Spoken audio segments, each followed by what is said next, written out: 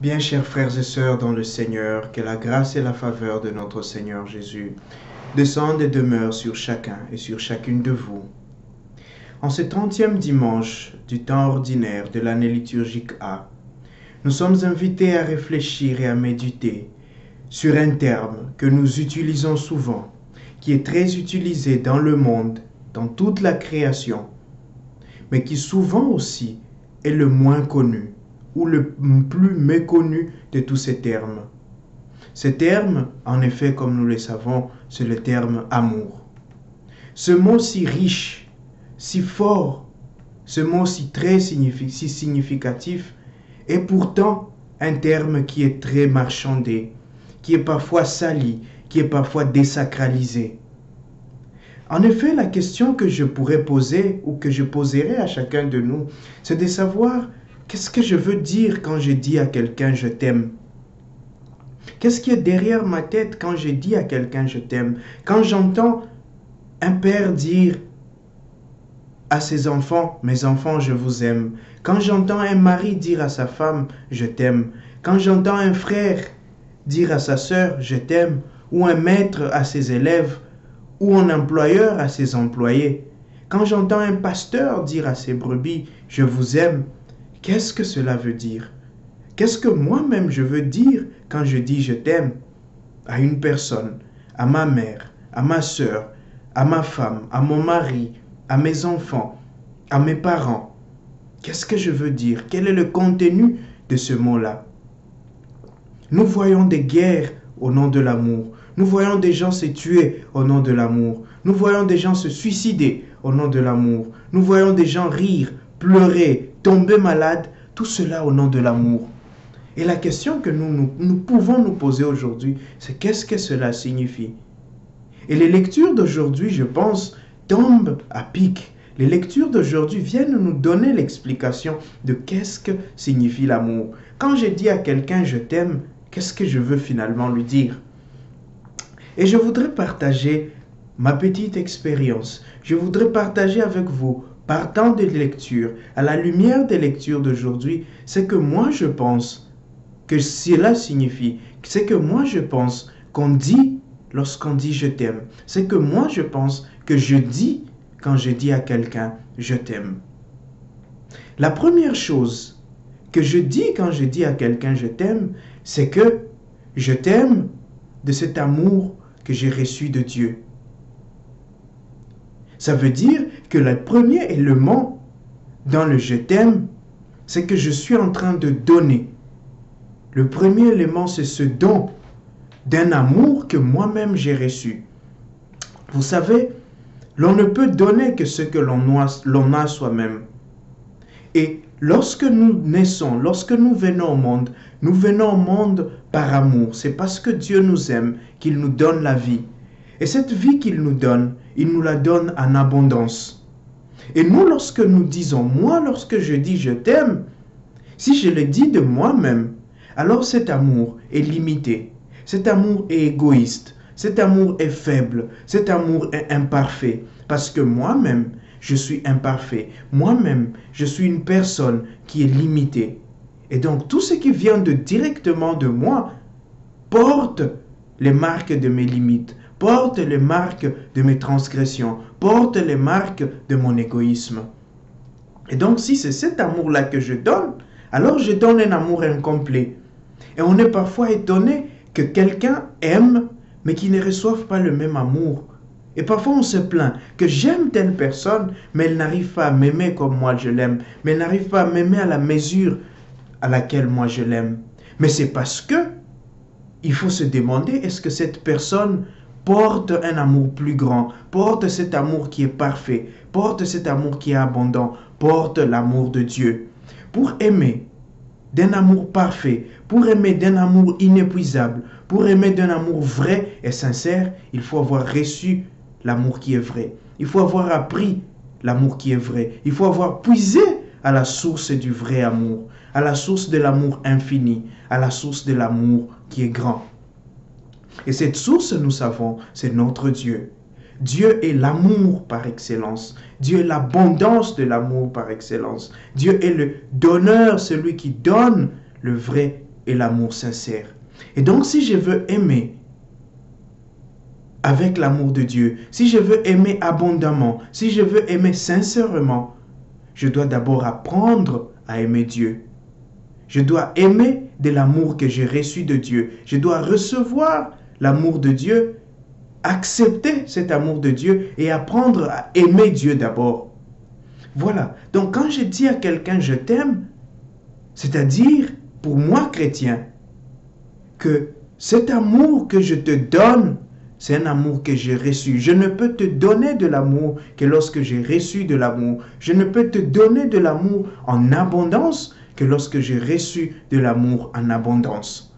Voilà la première chose. Lorsque je dis je t'aime, je dis à la personne, je t'aime de cet amour que j'ai reçu de Dieu. Je te donne l'amour que j'ai reçu de Dieu. Et cet amour que j'ai reçu de Dieu est abondant.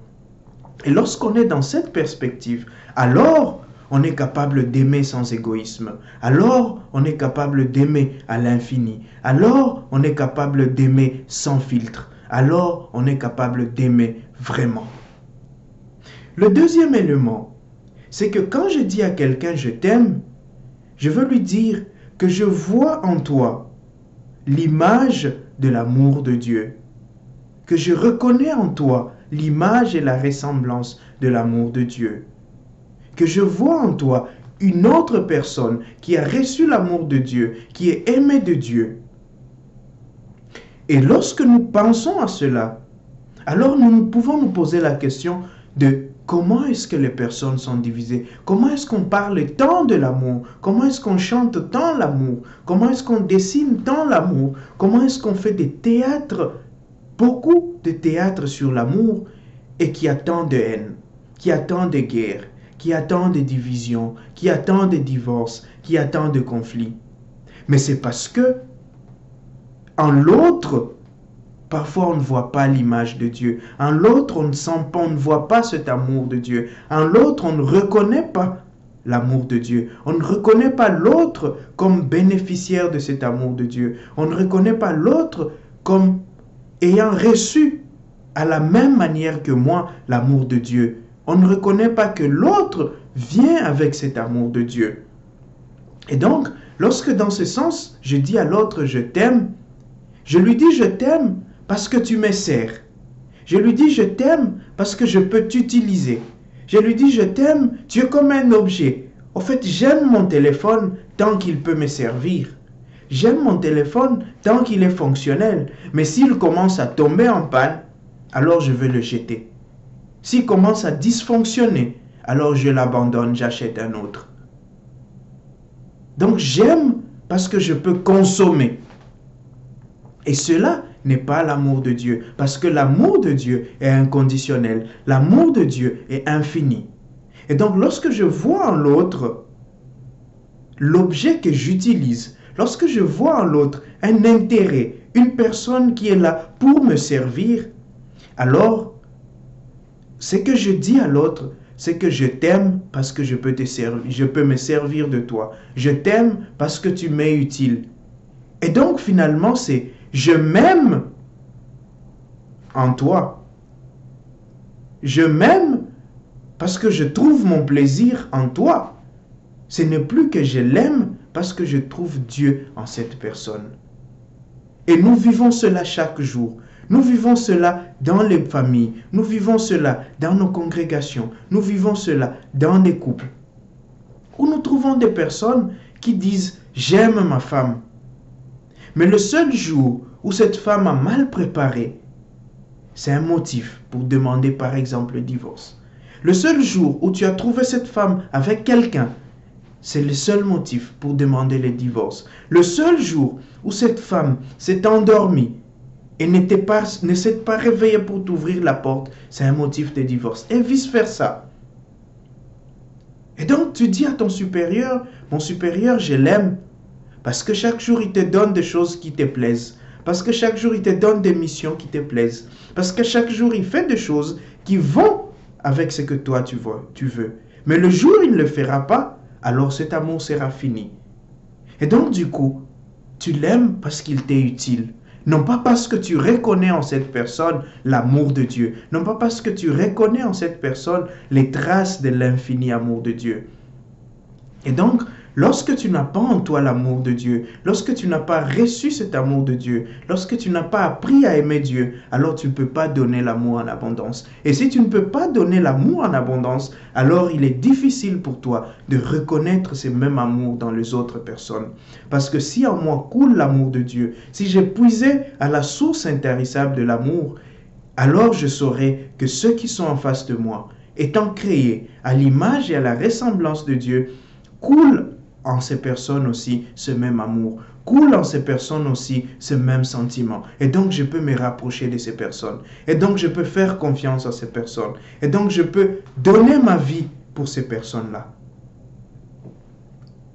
Le troisième élément, c'est que quand je dis à quelqu'un que je t'aime, je lui dis je t'aime pour que nous travaillions ensemble pour répandre cet amour de Dieu sur la création. Parce que l'amour est dans les actes. L'amour n'est pas quelque chose de seulement verbal. Et nous savons, parce que Dieu nous l'a montré, nous le savons, parce que le Seigneur nous l'a manifesté. Dieu lui-même nous a dit depuis la création qu'il nous aimait. Il nous a montré qu'il nous aimait. Mais pour que nous voyions cela, pour que nous touchions cela, Dieu s'est incarné. Et il s'est incarné pour vivre notre condition, pour embrasser notre condition, mais pas pour rester comme nous, pas pour être imparfait, pas pour être faible, pas pour être limité, mais c'est pour nous élever.